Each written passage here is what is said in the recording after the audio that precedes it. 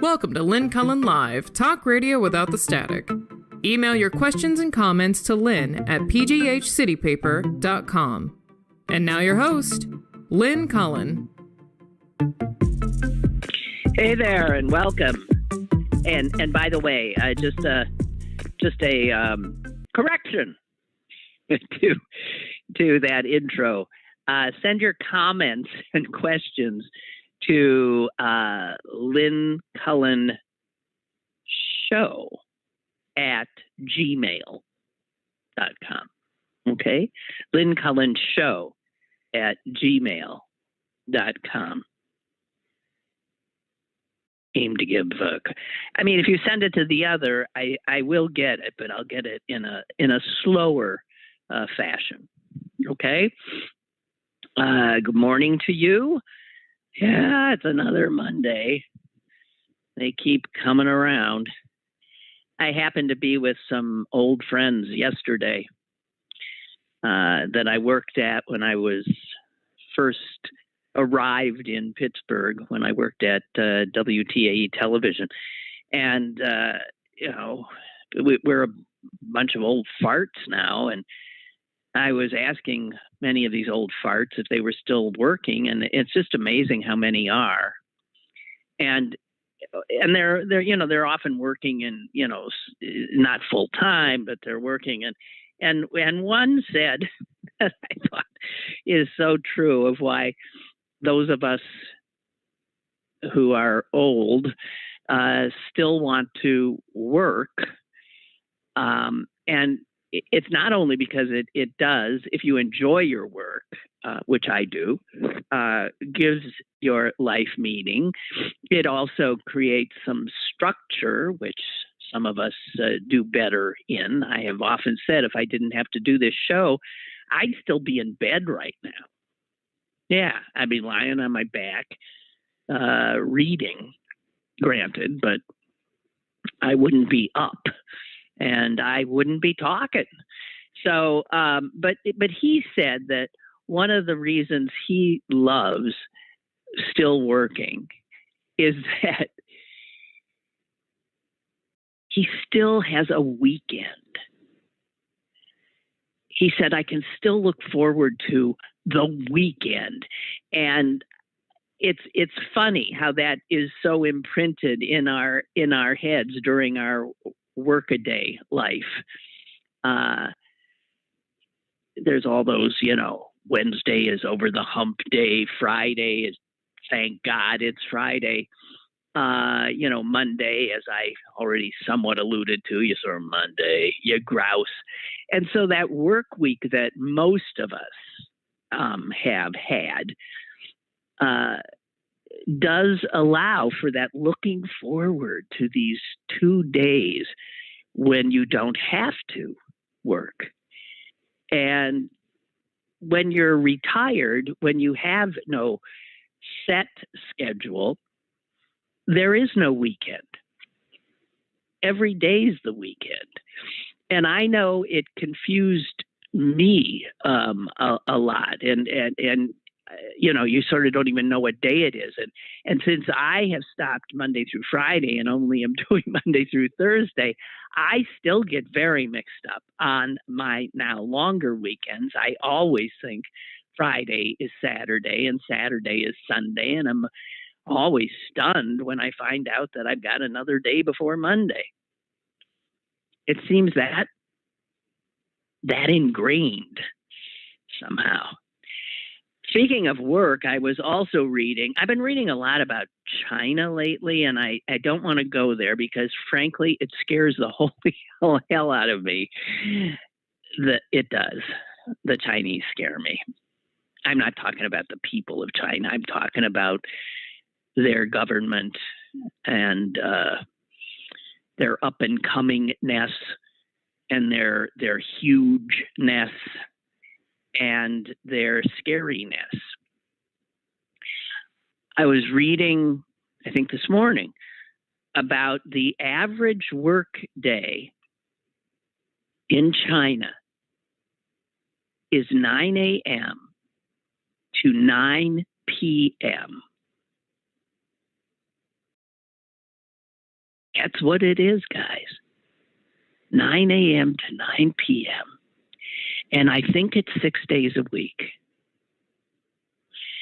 And they did this because they wanted to, overtake us. They needed their people, their humongous population, to work. And it has worked. And when you decide that you don't want to work that hard in China, it's hard to protest or to go your own way because you're absolutely being watched every second. Frightening place to me. And you may have also seen that we are aware that they're building more and more and more missile silos. They got missiles, and they're putting them in the ground and ready for them to go. I don't know about the ground, but what's a silo? What is a missile silo? I mean, it's where a missile launches. They're doing lots of them. And to read what they're doing to the Uyghurs is to read about a ethnic cleansing and concentration camps, and it appears a fully intended Holocaust of some sort. I don't think they're at the point where they want to kill every Uyghur like the Germans wanted to kill all the Jews, but I think they do want to totally cripple and assimilate them, wipe them out in that way. And to read stories of what's going on there is just frightening. So I'm just saying, how did I get there? I wasn't intending to talk about any of that, but it was thinking about, looking forward to weekends, and then thinking of how other people have to work 12 hours a day, 6 days a week in a very, very controlled environment. And then you have here in America where we prize individualism and freedom. And the Chinese are intending to clean our clock, in part because we're these silly people who indulge ourselves with these freedoms, and we don't pull together for common goals, don't see ourselves as one. And I can see why the Chinese think, oh, yeah, man, those guys, look at them. They're going to be easy pickings. I don't know about easy, but yeah. So don't forget that that's going on. Not that we ever talk about it. I've heard people say, well, now that vaccinated people are getting COVID, quite clearly, it doesn't really work that well. So why the hell should I get vaccinated? So all the anti-vaxxers now have that. Well, so yeah, sure. I'm going to go get vaccinated, despoil my temple of a body, and then I still get it. As somebody pointed out, I like it when people just respond to that kind of stupidity. It clearly, and here's a clear response to that kind of stupidity. If you get a flu shot, you can still get the flu. Mm-hmm. If you wear a hard hat, you can still, get injured if something falls on your head. If you put on suntan lotion, you can still get burned. And if you get a COVID shot, you might still get COVID. And hopefully, and as far as we know, you'll get it much less seriously. How hard is it to understand that. The other thing you see people saying is that, hey, Biden said we didn't have to wear masks back in May. He said, that's it, you're free. And now he's saying that a lot of us have to wear masks again. So why should we believe him? And this inability to understand that the enemy we're fighting here, besides human stupidity, is a virus that has its own agenda, that is going to do what it is going to do. And our job as the virus's intended victims is to react to its latest salvo. We are to be nimble, to be flexible, so that, yes, in May, things were looking good, get back to normal life almost, kind of, sort of. And then, because people did, and a whole ton of them were unvaccinated, and there was this variant that proved to be more contagious, we got ourselves a surge. And so you respond to that. And we're finding out that we keep hearing, well, the scientists are a little confused because they had thought blah, blah, blah.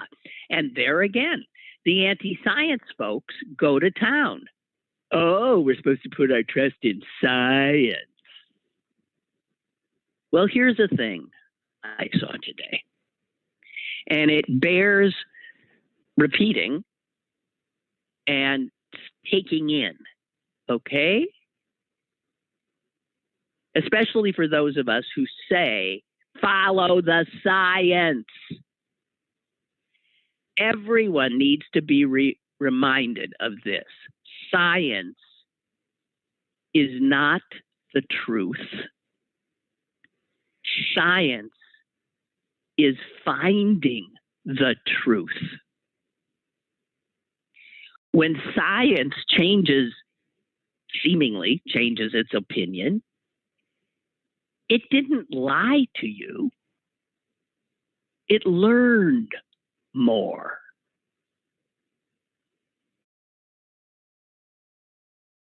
That is something that we need to understand. And it brings me to something I saw a scientist say, because we all are asking so much of our leadership, of the scientists. We want them to tell us something and have it stick, and we want the stress to go away. And I'm sorry, guys, it ain't going to happen. Science is finding the truth, and it changes often as we get a little bit smarter.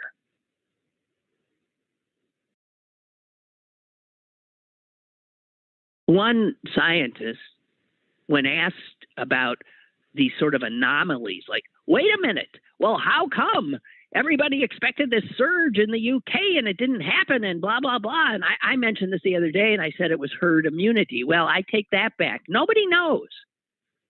And they're starting to think that this damn COVID can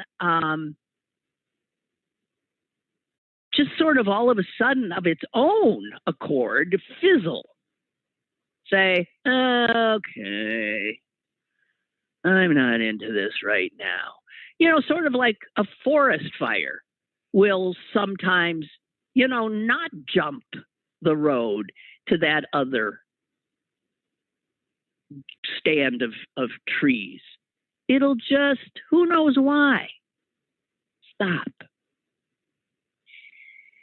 And so what this one scientist said is that we need to remember one thing, one overriding thing.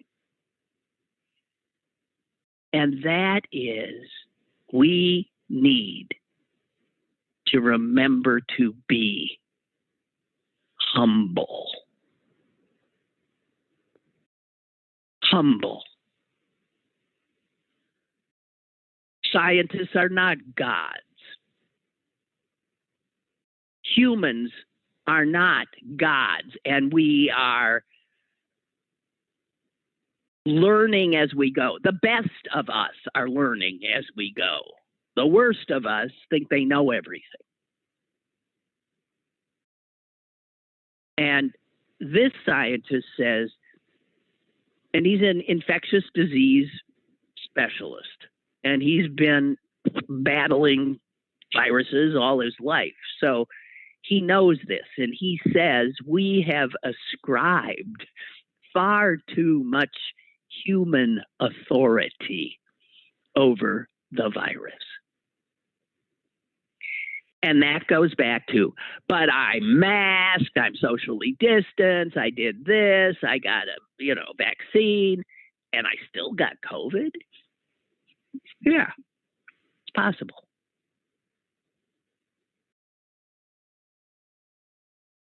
So this mental model that so many of us carry, because it makes us feel better. I mean, I understand it. I carry it too. This model in which humans doing the right thing, human intervention can have a major effect. It's not quite right.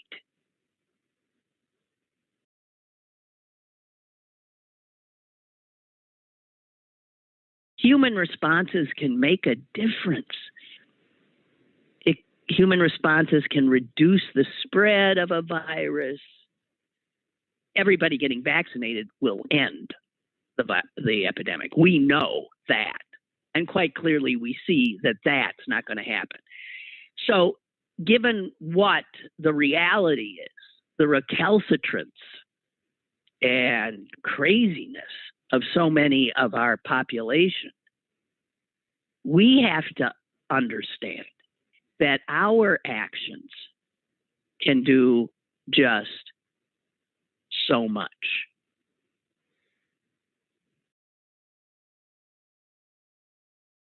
So as this thing goes on, we're seeing instances where the scientists are, frighteningly looking a little befuddled.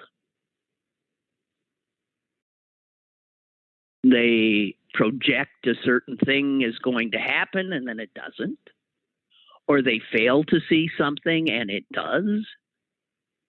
And that is why this guy, the scientist, said, humility. At the same time, you got to keep in mind, and I know these things seem like sometimes, well, isn't that contradicting what she just said? We are not powerless.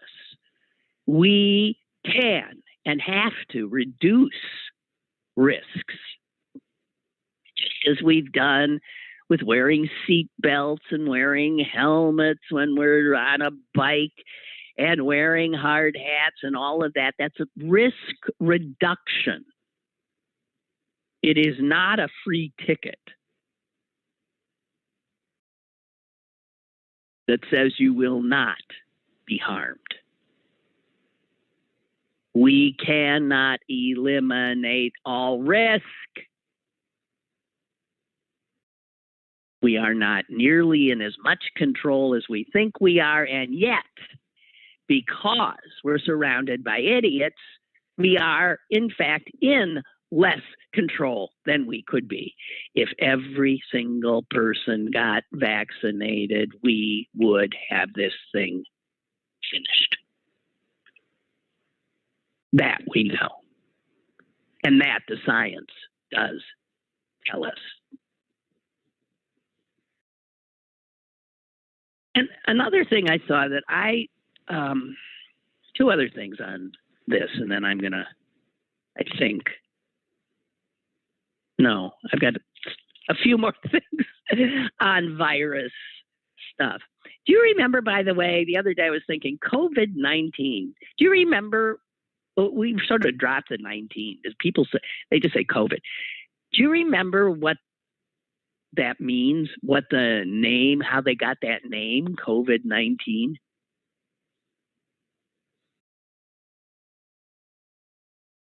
I did the other day, and now I think I've forgotten it again. The CO is for corona virus, of which that's a bigger family of viruses, and COVID-19 is one. So the CO is from coronavirus, right? The V, why am I blanking on this? I had it the other day, is virus. Coronavirus. Is that the VI? And then what the hell is the... I'm blanking. I swear I had this the other day when I thought about it. And 19 is the date, 2019, when we first became aware of this lovely new entry into the annals of global medicine and virology. Coronavirus. International disease? What the hell is the I and the D? Never mind. Here's another question I want to ask. You know how if you're like a smoker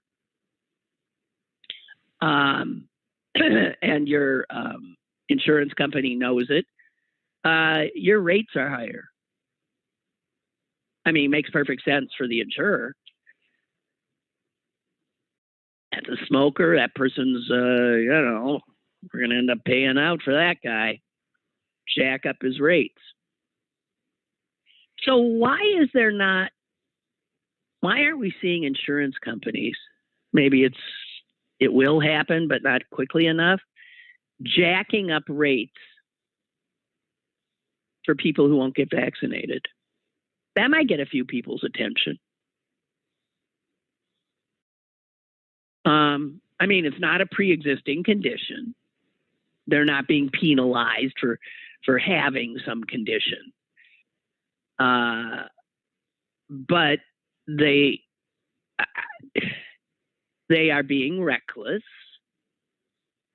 and harming their own health, potentially, and obviously others' health. Why wouldn't insurance companies, not like they're not into making money wherever they damn well can? So, And speaking of vaccination, this one piece of, positive news that I saw, the CDC said that as of, I believe it was Saturday, 346 million, and I'm going to round up a little bit here, 346,500,000 total vaccine doses have been administered in the United States. Now, that's a pretty nice number. But understanding that, most of these vaccines take two, if you, cut that in two, you get a sense of how many Americans are fully vaccinated. But the thing is, more and more people, since the news about the contagion of the Delta variant and the increase in hospitalizations and deaths, more and more people have been scared into getting the vaccination. So apparently, for 5 days running, the United States has put more than 700,000 doses into some Americans' arms. 700,000 plus a day. And that's all good, right? I don't know if those numbers are absolutely correct, but those are the ones I came upon. I'm unsure about some of these numbers, to be honest with you.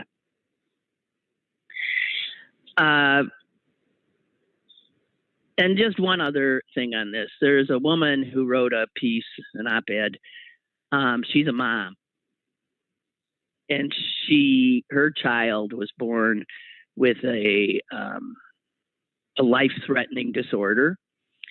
And this is a child who, in her first years of life, required intubation, had trouble getting oxygen into her little body.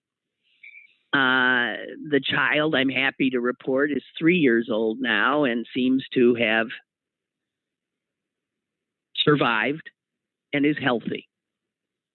But her mother is in a rage.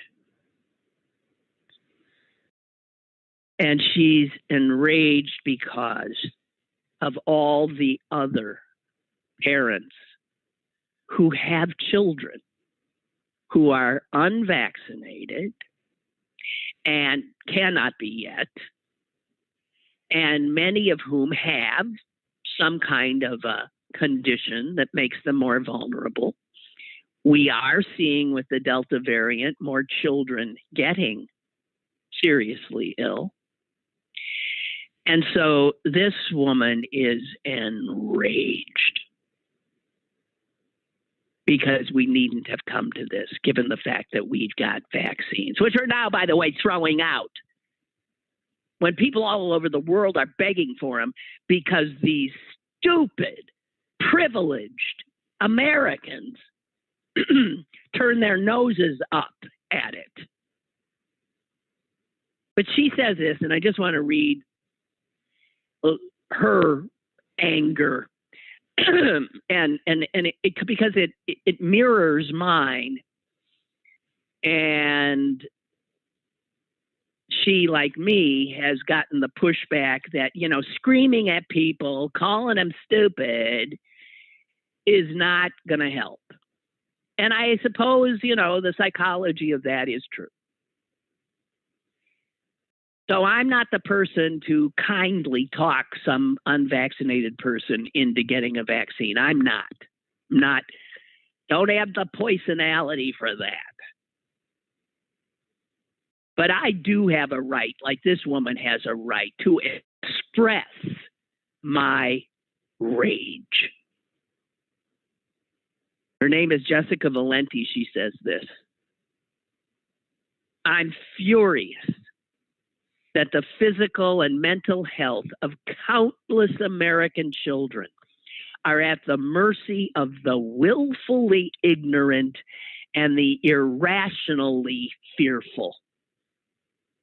It's enraging to listen to people complain that wearing a mask or getting a simple shot is akin to an assault on their freedom, while children who have no choice bear the brunt of this nonsense.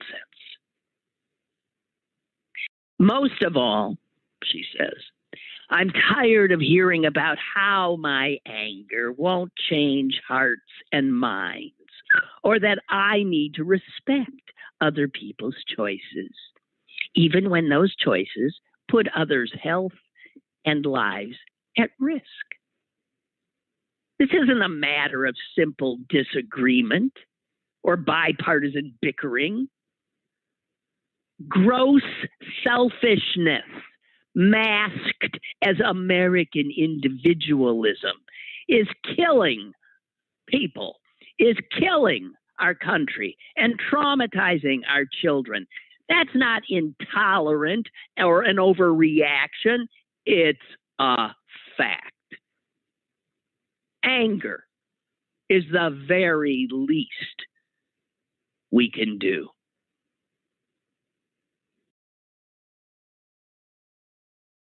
Those who can be safely vaccinated and wear a mask have no reasonable excuse.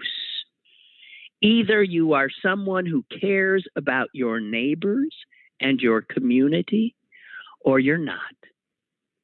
Either you are willing to sacrifice for the good of others, or you are not.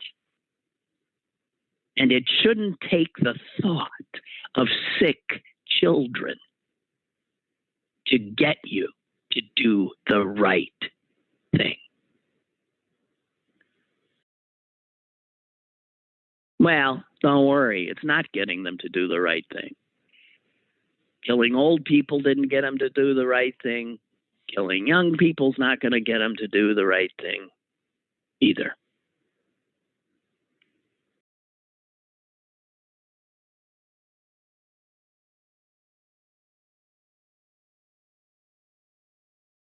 Roger writes, I just completed an anonymous safety survey. They only ask which city you're working in, if you work in the office or field, gender, age range, color of hair. Why would they want the color of your hair? The hell does that have to do with safety? Color of eyes? What the hell does that have to do with anything? Height, weight? Color of the car you drive? Oh, come on. Okay. Color. Color of the car you drive, astrological sign, marital status, sexual orientation. You know, the usual.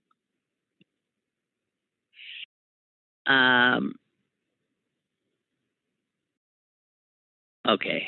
I don't. Listen, anyone who did, don't take any of these. Don't take any surveys. Okay.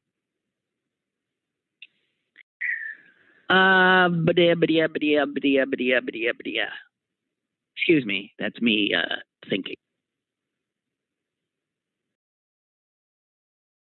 Let's do the obit of the day. Before I get to that, Gigi has written in, I have certainly been experiencing the rage of the vaccinated. I walked out on a haircut appointment last week because no one in the place had a mask on. And when I commented on this to my stylist, she looked at me strangely.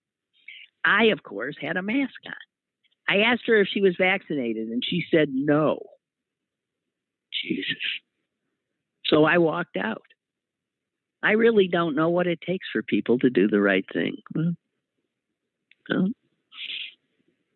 you know, we're seeing that even when these people are intubated or in the ICU and they're dying, and as we now know, begging, can I have some vaccine now?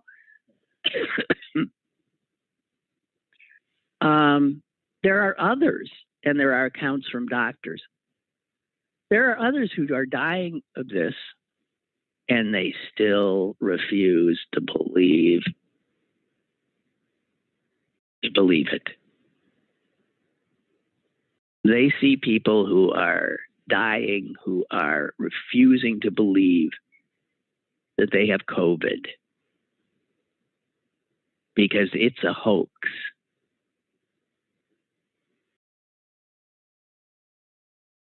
And again, I've said it before.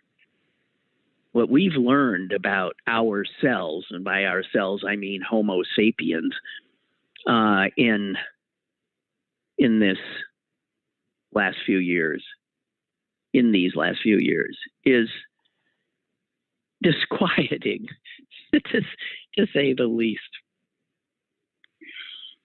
Okay, so obit of the day. I'm sure you saw that he died. Ron Popeil. He sort of started. I mean, would QVC even exist without him? Would all the, sort of direct, well, it's not like, I mean, what he was doing is what, how people sold stuff from the backs of wagons for snake oil salesmen, especially for years, with a good line of patter, right? But Ron Popeil died at the age of 86. Yep. But wait, there's more. Yeah, I mean, think of that. That phrase went into the, our general verbiage because of him. But wait, there's more. What I want to know is, are any of you willing to admit that you bought one of his things? I'm asking. Did you ever fall? The most absurd one I ever saw was the Egg Scrambler, where you scramble the egg in the shell. Well, you buy a thing that like swirls the egg around and I mean, talk about something that is totally ridiculous, unnecessary, and he sold them. The Egg Scrambler. Now, maybe some of these things were good. I have no idea. But I'm just asking. You can even be anonymous and just email me right here and tell me you got one somewhere buried in the basement or in a junk drawer somewhere. You got a Vegematics? I bet people. Come on, you got Vegematics. Pocket Fisherman. Mr. Microphone. Just saying. So his life story is sort of interesting, and I want to just share it with you. I think for some people, all they really know about Popeil and his pitches is from Saturday Night Live and Dan Aykroyd. And as I say that, I mean I see a fish. I'm sorry, but I see a fish going into a blender and be a full fish. Do I see that? I think I do. So anyway, Popeil had not a good childhood. His parents divorced when he was very young. He was sent off. He was born in New York. He was sent off to live with his grandparents in Chicago. And I mean, he's been very clear that he had an unhappy childhood. He said, I never had a birthday party. I had birthday parties. I have to say, I think they were sort of overrated. But I guess if you never had one, you would really want one.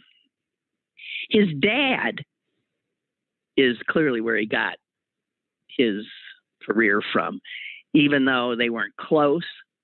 His father invented something called the Chop-O-Matic and some other stuff. So the father was a tinkerer and inventor. And even though he didn't live with his father, they had later a somewhat of a business relationship in that he started to sell his father's gadgets in Chicago at a Walgreens store. By the way, the father had the distinction of escaping an attempt on his life when his wife hired two men to murder him. This is in 1974. The wife went to jail. She served almost 2 years. And when she got out, Popeil's father remarried her. I guess he had divorced her when she tried to kill him. And they, there are a lot of stories, like, I don't know a lot, but you hear these stories like of a man trying to kill his wife, and then she ends up, he goes to jail, and then they end up getting married. I mean, I got to tell you, some people's love life, their love for each other is like really weird, really creepy. I know he hired a hitman. I know she tried to kill me, but I just love her. Anyway, so I guess the father's life was more interesting. Ron Popeil, and no one is acknowledging that they have one of them. And maybe you don't. Even as a gag, nobody ever bought one. Listen, he made millions upon millions upon millions, so people bought them. It's the kind of thing you don't own up to. I mean, I've owned up to buying the Relaxicizer And that was just from a print ad. If I'd seen it being used, I wouldn't have bought it, because I think Susan and I have told you that, it was this thing you strapped on your thighs, and it sent electric charges into your body that made your muscles contract. As when you get electrocuted, your muscles go, they tighten up. Which is like, when you exercise, this is for someone who wanted to exercise lying down, which was my idea. But gotta tell you, yeah, the Relaxicizer are not a good idea. Now, I admit I was lazy, and I thought I had fat thighs, and I was like 20 years old. So that's somewhat of an excuse. My brain was not totally formed. Excuse me while I guzzle something here. Mm-hmm. Okay. A few things about South Korea. We don't pay attention. We barely pay attention to what's going on in our own backyards. But I have to say that on occasion, I'm reading, and you think, there's a big world out there, so you pay attention, because there's an awful lot of stuff happening, and eventually, we do have to deal with it. Like, China. This is sort of close to China. This is South Korea. Now, I don't know what you think of when you think of South Korea, but you might think of a country that, is an ally of ours, that is very industrious, that is economically sound. I've got a caller. I have a caller. I'm sorry, I haven't been looking at my... Hello? Hello, this is Kurt in Swissvale. Kurt! How are you? Are you going to admit that you bought a Popeil something? No, I'm going to admit getting into a ridiculous Facebook argument with a cousin about his civil liberties being violated by having... All right. Okay. Tell us about it. God. Well, that's the crux of some of the conservative arguments, is that this is a big affront to my civil liberty, and I should be able to decide whether I'm going to wear a mask or not, which, of course, is ridiculous on its face, because it's not like that's a big inconvenience. But I kind of remind them of the conservative response to AIDS back in the 80s. And I looked up an old editorial by Bill Buckley. And Bill Buckley argued for a couple of things, like forced sterilization of women who wanted to marry a man with AIDS. Whoa. As he wanted to prevent the spread of the disease to children. And we knew at the time that women could spread the disease to children if they got it from their husbands. So uninfected women were to be subject to forced sterilization. Oh, well, see, now that's a conservative reaction. Yeah, he also mentioned, I thought the same thing you did, why aren't we charging people more if they refuse to get vaccinated for their health insurance? But he argued that insurance companies should require universal testing, and actually, this is before Obamacare and pre-existing conditions. He wanted Blue Cross, for existence, can reasonably require of those who wish to join it a physical examination that requires tests. So he wanted to exclude from health insurance anybody who tested positive. Yeah. He also wanted... the very people who needed it. Right. He also said everyone detected with AIDS should be tattooed, and this is 86, so HIV wasn't in common usage. Everyone detected with HIV should be tattooed in the upper forearm to protect common needle users, and on the buttocks to protect the victimization of other homosexuals. Oh, my God. Oh, my God. Our society is generally threatened, and in order to fight AIDS, we need the civil equivalent of universal testing. Huh. So that's what they want, but it's not them. Yeah. And it's not them. That's right. When it's not them. Right. They got no problem. They got no problem with your bodily integrity or your civil liberties. Yeah. Wow. Yeah. Depends on whose ox is getting gored, I guess. Yep.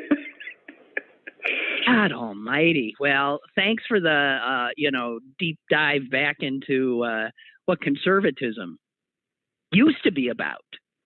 But I guess in some respects still is. Yeah, I think still is. It's still, I'm sure Bill Buckley would have advocated forced sterilization of himself. Thank you for that, Kurt. All right, take care. All right, you too. Bye-bye. Bye. Okay, so South Korea, it's a country that's, we think of as got its act together. I just have been coming upon stuff about it that is really disquieting to me. The first was in the sports section, and had to do with Olympic coverage of a sport that, most of us don't pay attention to, archery. A South Korean woman won the gold, and in fact, it is her third gold medal of these games. I mean, she's that much an extraordinary archer. And one would think that back in South Africa, they'd be, planning the ticker tape parade for her and all of that. No. It turns out she has instead been suffering unbelievable abuse on social media and also in radio shows and what South Koreans wherever they're yapping and talking. And you know why? Even though she's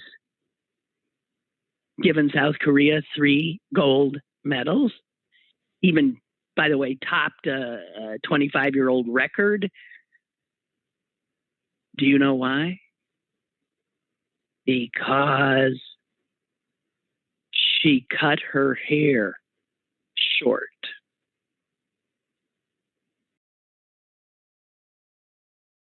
It's not a buzz cut. It's like a little pixie cut.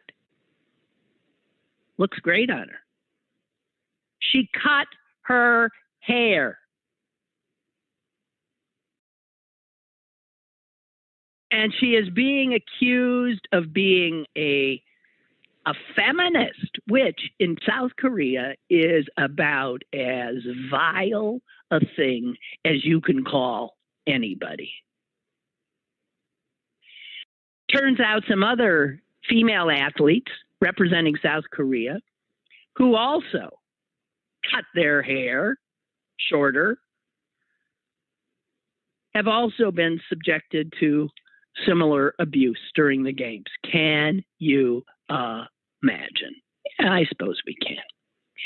Then, apropos of not that, but I read an article today in the New York Times opinion section written by a South Korean woman who does not in any way mention that.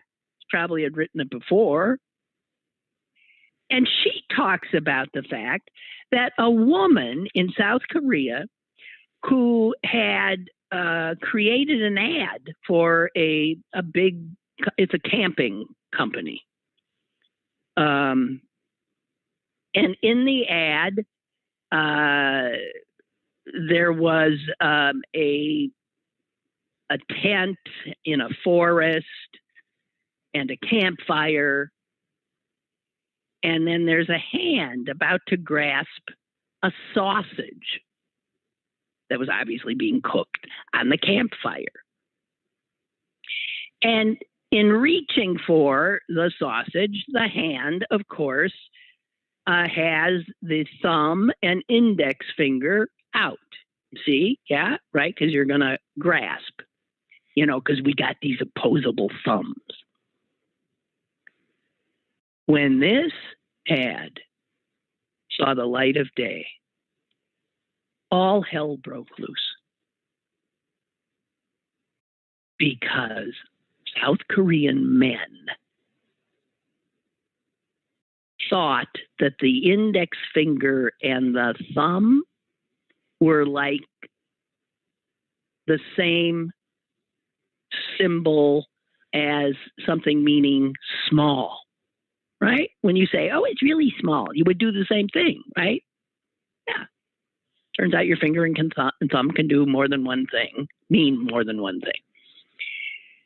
And because it was heading for a sausage, they decided that she was ridiculing the size of men's genitals. And all hell broke loose. I kid you not. The company had to bow and scrape and apologize. They had to keep her identity secret for fear she would be harmed. She, the anonymous feminist, denied that she was in any way trying to express a hatred of men with the tent, the forest, the fire, and the sausage with the hand going for it. She was disciplined by her employer.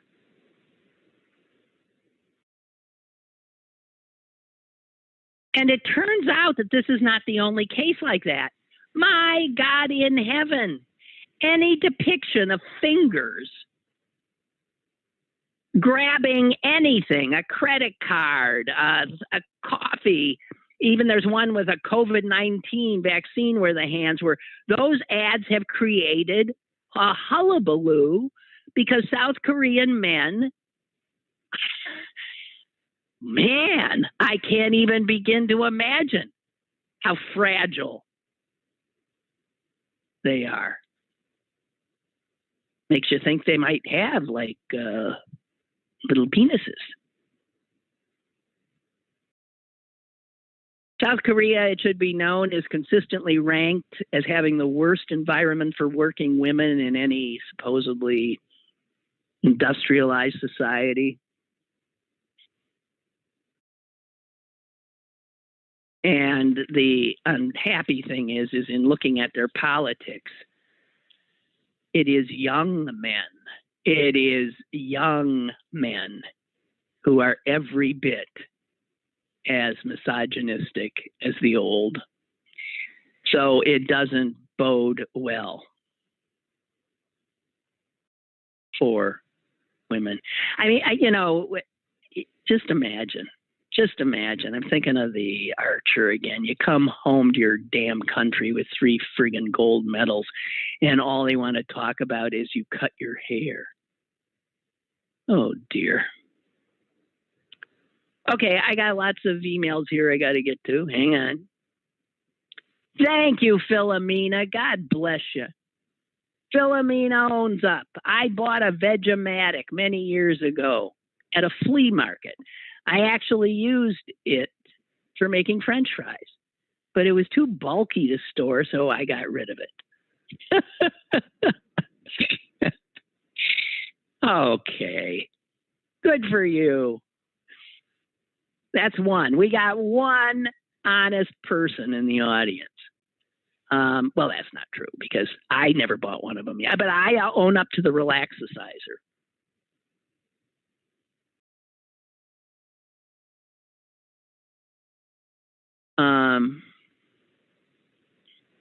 What else?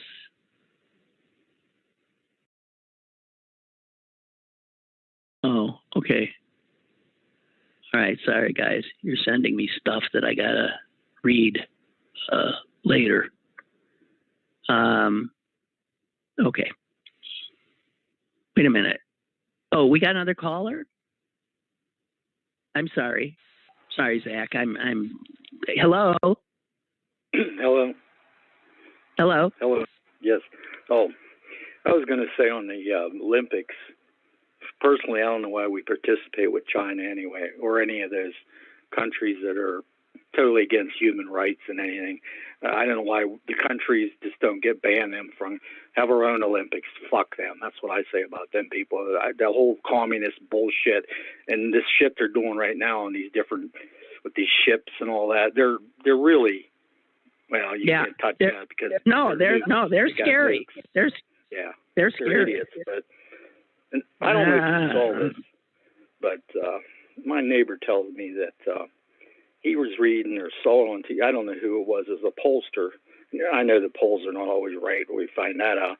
But he tells me that what he saw was that the Republican Party is just, especially, which the guy's minority leader, he said he's going to take over the House and hit Nancy Pelosi over the head with the gavel and all that. Well, they say that the way the polls are, even with the cheating and all the bullshit they're doing right now, he said they are going to lose big in 2022. He said, now this seems kind of hard to do, but the way things are going, he said he sees a big gain for the Democrats. I don't know if it's true. Wishful thinking, but I have this gut feeling. And I told you last time about Biden. Yeah, you did, and you were right. I'm usually right. I've been right about a lot of these presidents, too. I am really. I don't know what it is. I hope you're right. I hope you're right. I think it's too soon. It's too soon. We're a year and a half out. It's too soon. But I think they're going to take it. Take more. I think we might get a chance to do what we want to do. But I don't know. Wishful. I hope you're right. You know what? I was thinking. I used to follow this kind of news. I would be looking at who's possibly running in this race and that Senate race and this and that.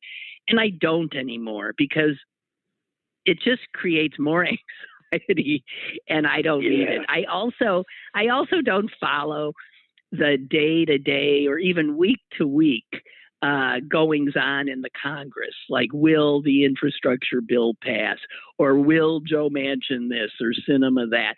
I can't do it. It just, because I have no impact. I can't, there's nothing I can do. So I will just find out later what happens. I'll deal with the reality of what happens. I can't watch the sausage being made anymore. Nah, I know what you mean. The latest I heard was Sarah Palin's going to run for senator in Alaska against Murkowski, and I'm like, oh, now we're going to put shit. I don't think she's she's not. No, I agree with that. She ain't going anywhere. Nah, she's what a joke. Yeah.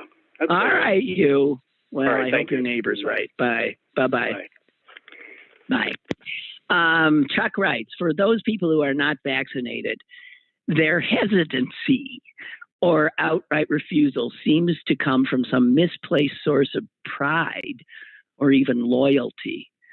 Oh, sure, they'll give you excuses like the FDA hasn't given it final approval, or I have a friend of a friend who died from it. But I think many of these anti-vaxxers are just people who just won't be told by anybody to do anything.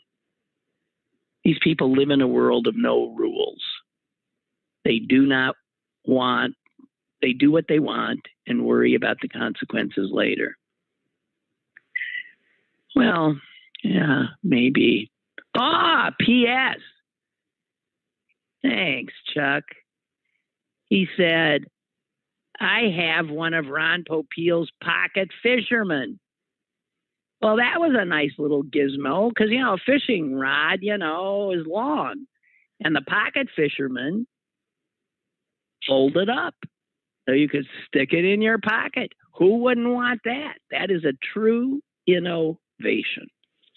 You never know when the urge to go fishing might grab you. And this way you can keep it in your pocket, put it in your purse, and you're good to go. So I thank you. So that's two of us who own up to the having made Ron Popeil a successful businessman. I thank you very much. All right, guys, I think that'd be it. clock says so. Looks like a beautiful day out there. I hope you can get out and enjoy it. Really. It does my heart so much good to be out. Oof, oof. So, have a good one. I'll be back tomorrow, and Susan will be joining us. Bye-bye. Lynn Cullen Live, Monday through Thursday from 10 a.m. to 11 a.m. and archived at pghcitypaper.com. The opinions expressed on Lynn Cullen Live are those of the host and do not necessarily reflect the viewpoints of Pittsburgh City Paper or its advertisers.